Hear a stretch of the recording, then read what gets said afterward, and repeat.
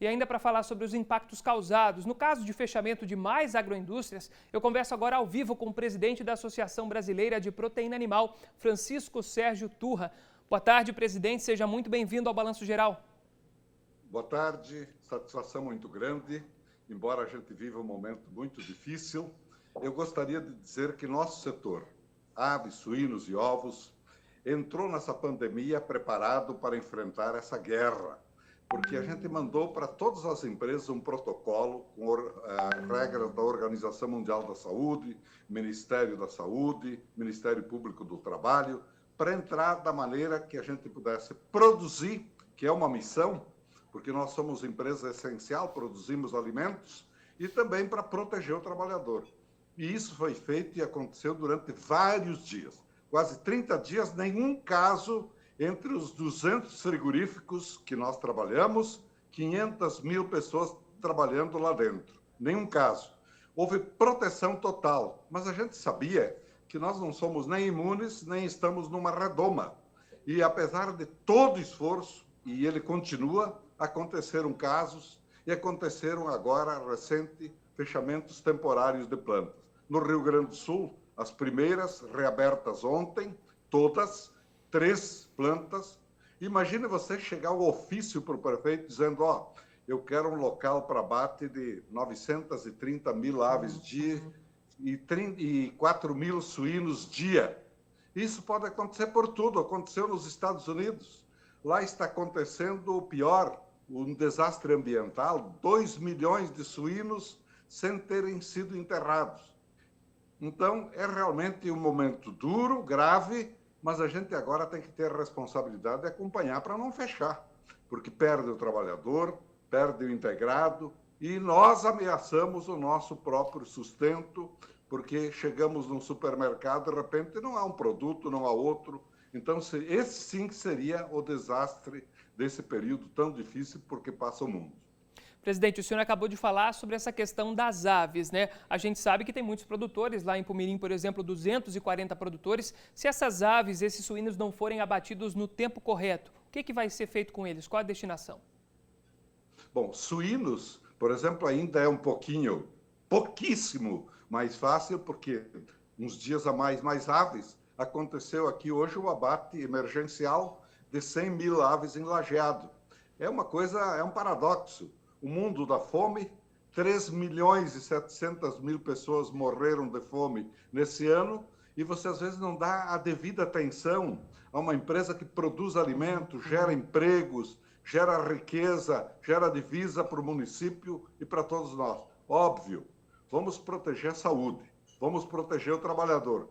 Mas olha, 500 mil empregados de frigoríficos, nós tivemos até hoje notificação de 600 casos. É bastante? Claro que é. É bom nenhum, mas é um número até pequeno pelo grau de trabalho, de atividade que nós temos. E o vírus nunca esteve num frigorífico. O vírus foi levado para um frigorífico, como foi levado para um hospital, tem agentes de saúde, para um reformatório, para o presídio, para muitos lugares, para uma agência bancária, quem diria? E aconteceu, é isso mesmo, a gente tem que hoje proteger, ensinar a proteger, ajudar que o trabalhador vá para a fábrica, tenha a medição da temperatura, ou a proteção que ele tem, a máscara, o transporte, a distância, tudo, e volte para casa e fique com a família e cuide da saúde para não perder o emprego e a empresa. É isso que a gente tem que fazer. Presidente, lá em Pumirim foram constatadas nessa fiscalização algumas irregularidades nessas medidas de prevenção que o senhor acabou de falar. O que a associação, os sindicatos estão fazendo para evitar o fechamento de outras agroindústrias? Eu acho que tem que continuar ativos os próprios sindicatos, vigiando, porque, olha, a regra é essa. Pode acontecer, evidentemente, em algum lugar, alguma coisa que não seja o que nós queremos e imaginamos. Pode acontecer. Eu até nem acredito, porque a própria empresa desmentiu. E outra, se alguém está com o Covid, é impossível que eu, sendo empresário, vá dizer assim, continue trabalhando. Não existe isso, especialmente porque a própria JBS, a empresa dela, Ela tem o protocolo mais rígido do país, que é do Albert Einstein, o hospital de referência no mundo. É brasileiro, mas é um hospital de referência em todo o mundo.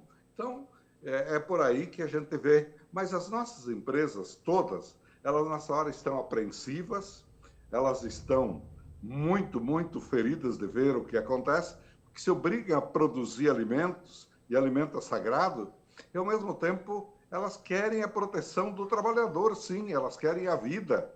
O trabalhador é o bem mais precioso. É delicado, mas eu acho que com a ajuda da sociedade, com a ajuda de todos, quem tem responsabilidade, por exemplo, o Ministério Público do Trabalho falou conosco, hoje à tarde o ministro do Trabalho, a Secretaria do Trabalho e Emprego vai estar conosco, a ministra Tereza Cristina também, prova de que eles valorizam muito nosso setor.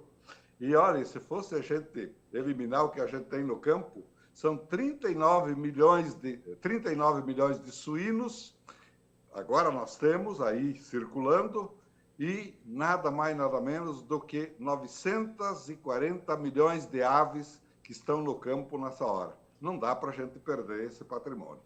Francisco, muito obrigado pelos esclarecimentos aqui para a família do Balanço Geral.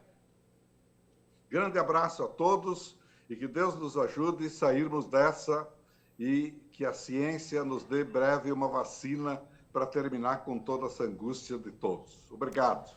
É isso aí, esperança, né? A gente tem que acreditar que vamos sair disso o quanto antes, né?